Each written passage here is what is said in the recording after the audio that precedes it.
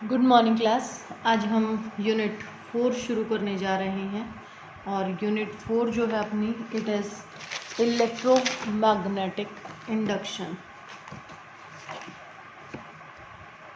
Electromagnetic induction जैसा कि नाम है electro means the electricity, magnetic effect की वजह से इंडक्शन यानी कि इंड्यूस्ड करना।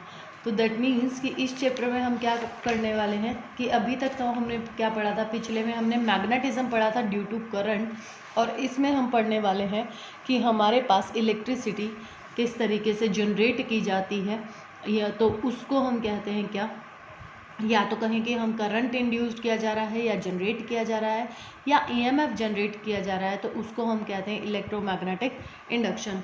और आजकल एब्रीविएशन का ज़माना है तो इसको हम छोटे फॉर्म में ईएमआई भी बोल देते हैं।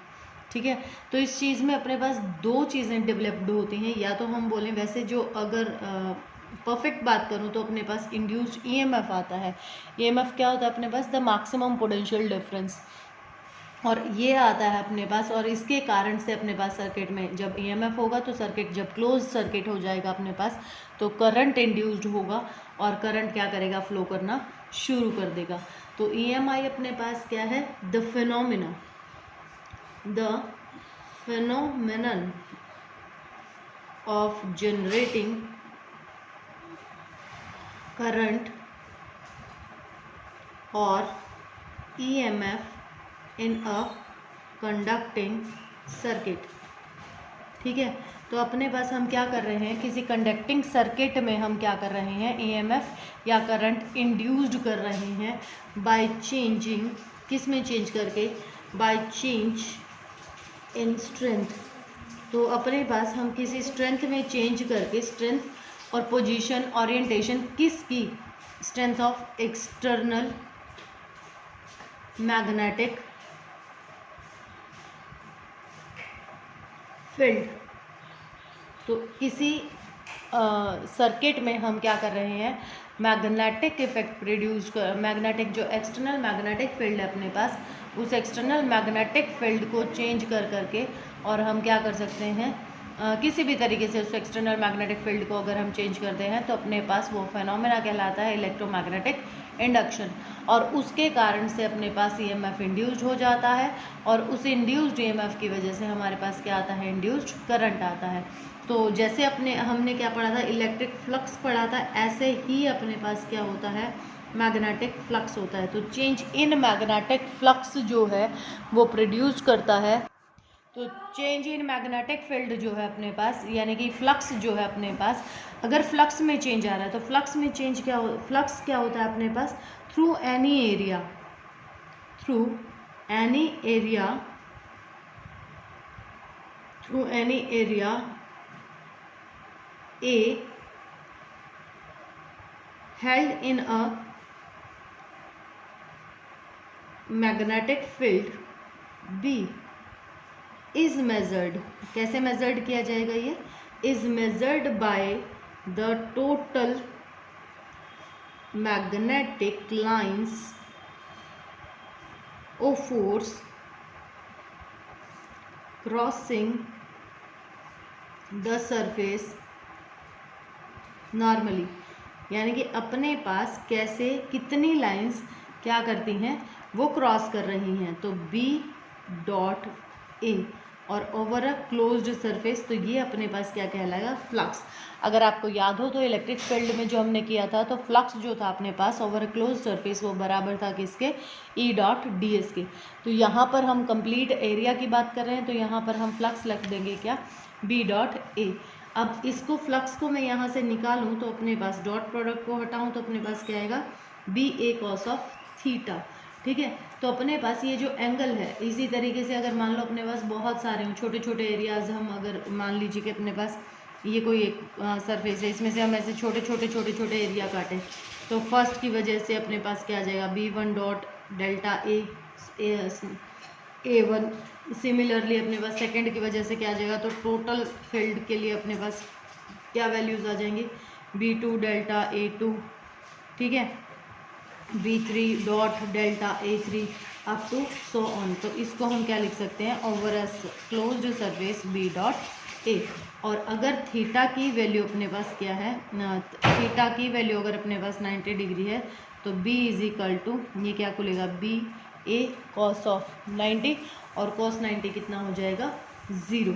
ठीक है, तो यानी कि अपने पास इस कॉस 0 होगा, कॉस 90 हो जाएगा 0।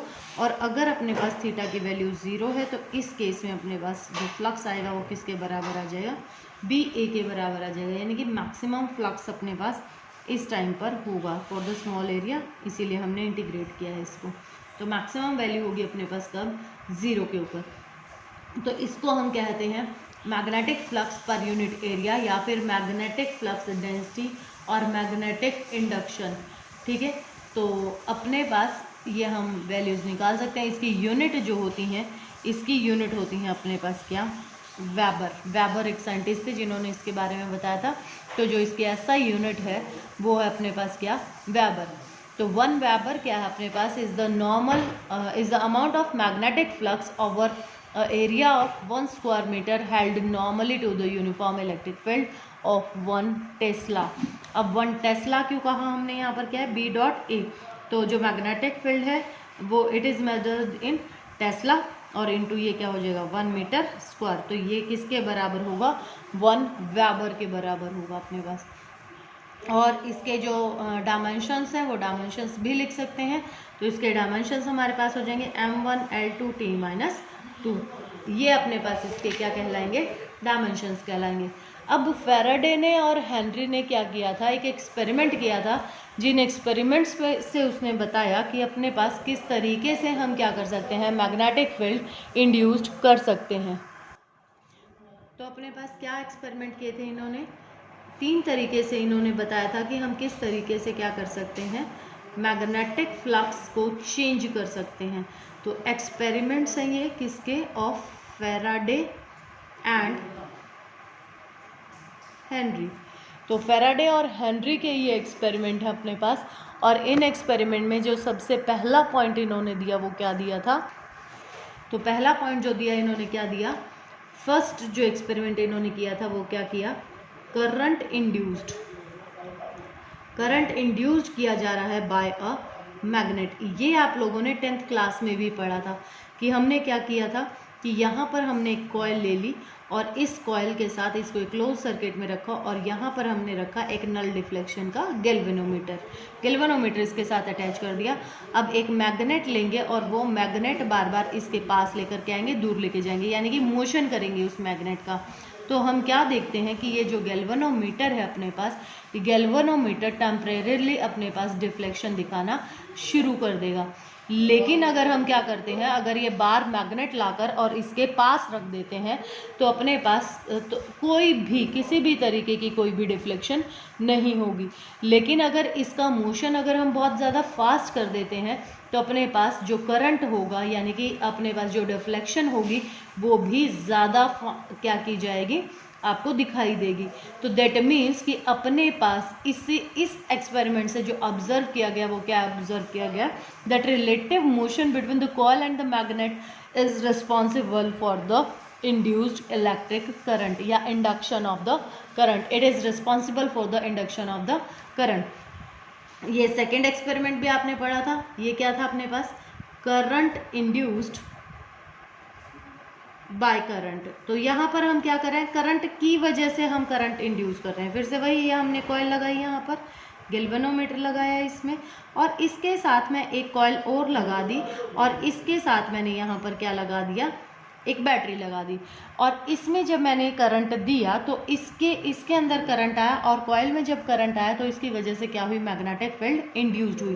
तो ये इसके पास इतना पास रखना है कि जो मैग्नेटिक फील्ड इसमें इंड्यूस्ड होगी वो मैग्नेटिक फील्ड कहाँ जाएगी, इस कॉइल में भी एंटर करेगी। तो मैग्नेटिक फील्ड चेंज होगी तो अपने पास क्या चेंज होगा, फ्लक्स चेंज होगा, और गैल्वेनोमीटर क्या दिखाना शुरू कर देगा, डिफ्लेक्शन दिखाना शुरू कर देगा। ठीक है, तो अपने पास दैट मीन्स कि अब ये अगर particular same amount of current जाता रहेगा तो शुरुआत में तो ये दिखाएगी, लेकिन उसके बाद ये ऑब्जर्व किया जाएगा कि अपने पास कि हमारे पास ये टेम्परेरीली इसमें होगा। अगर इसमें मैग्नेटिक फील्ड बढ़ती जा रही है तो यहाँ पर भी अपने पास इफेक्ट दिखाई देगा, यानी कि गैल्वेनोमीटर डिफ्लेक्शन दिखाई देगा, अदरवाइज ऐसा नहीं होगा।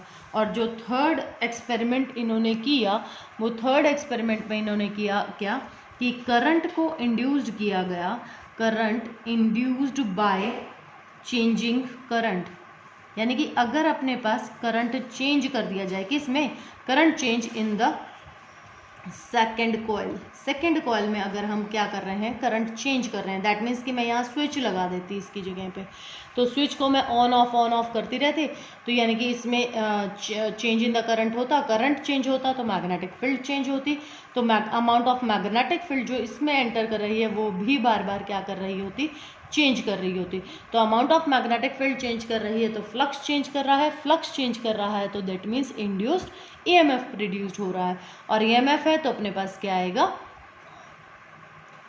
करंट प्रोड्यूस्ड हो जाएगा। सिमिलरली हम क्या कह सकते हैं, कोज ऑफ इंड्यूस्ड ईएमएफ क्या है अपने पास, कि जितना अपने पास an EMF is induced in a coil when the amount of magnetic flux linked with the coil changes with time.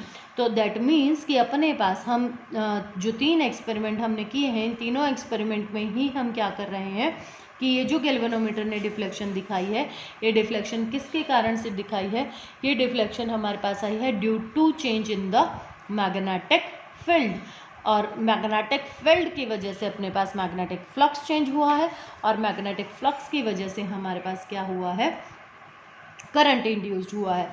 तो इन्हीं एक्सपेरिमेंट के बेसिस पर फेराडे ने अपने 2 लॉज दिए, और ये कहलाते हैं Faraday's laws of electromagnetic induction. Important है, ये कई बार पूछे जाते हैं। तो पहला लॉ जो इसने कहा कि अपने पास जो फर्स्ट लॉ था, ये फर्स्ट लॉ इसने क्या कहा था, whenever the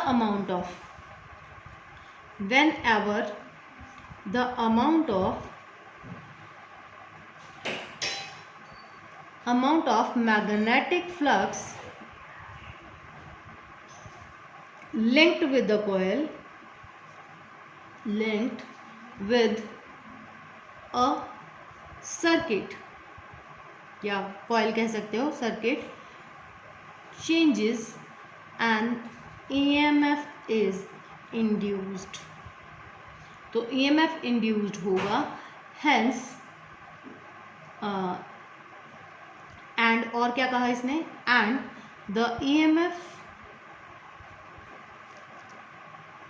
and the induced EMF last so long, कितनी देर तक रहेगा ये, as the change in magnetic flux continues। मतलब क्या है इस बात का कि अपने पास जितनी देर तक हमने मैग्नेटिक फ्लक्स चेंज करेंगे उतनी देर तक अपने पास क्या रहेगा, इसमें करंट इंड्यूस्ड होता रहेगा, या कहूँ कि ईएमएफ इंड्यूस्ड होता रहेगा। जैसे अभी हमने फर्स्ट एक्सपेरिमेंट में कहा था कि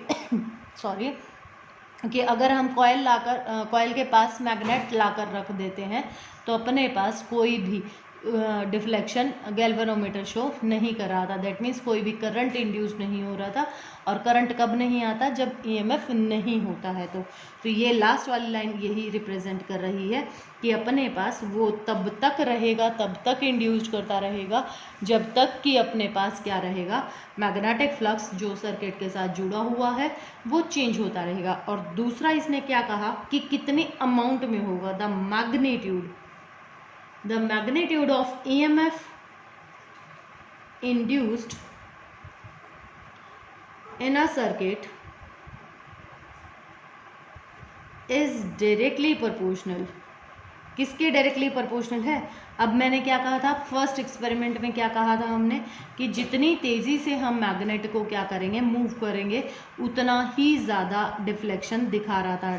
directly proportional to the rate of change of magnetic flux linked with the coil। तो अपने पास सर्किट में जितना ज़्यादा अपने पास क्या होगा, चेंज हो रहा है। तो यानी कि यहाँ से अगर मैं इसको मैथमेटिकली लिखूँ तो क्या आ गया अपने पास, rate of change of magnetic flux equals to, यानी कि फ्लक्स में क्या आ रहा है, change in flux divided by time. और अपने पास अकॉर्डिंग टू फेरेडे क्या है अपने पास, कि अपने पास ईएमएफ जो है वो क्या है, इसके बराबर है, डायरेक्टली प्रोपोर्शनल है। तो डायरेक्टली प्रोपोर्शनल के साइन को मैं कांस्टेंट ऑफ प्रोपोर्शनलिटी से हटा दूं, 1 डिवाइडेड बाय टी, ठीक है। और फॉर ऑल सिस्टम के की वैल्यू 1, तो E इज इक्वल टू क्या हो गया, 5 माइनस 1 डिवाइडेड बाय टी। और इसको क्या लिख सकते हैं, E is equal to minus d5 upon dt।